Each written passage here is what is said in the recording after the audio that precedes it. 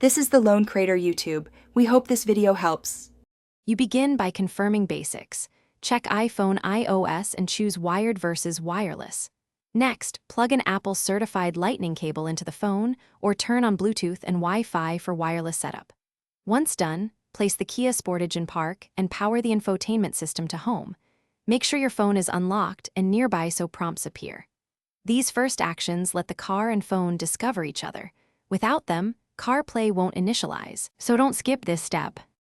Now you enable and pair CarPlay.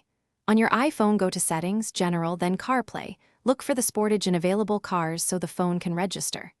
If using wireless, pair via Bluetooth first, accept pairing codes, and enable Allow CarPlay when prompted. This authorizes media, contacts, and navigation.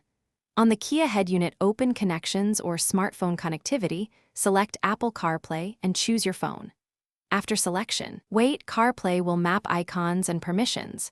Finish by verifying CarPlay appears on the Sportage display and TestCore apps, Maps, Phone, Music, and Siri. Make sure audio routes through the car speakers and steering controls respond. If CarPlay doesn't appear, reboot the phone and the head unit first, then swap cables.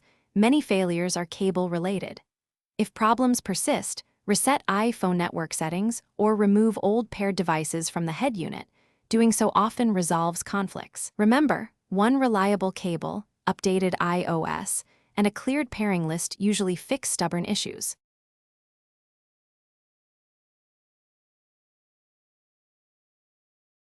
Thanks for watching. Consider subscribing if we helped you.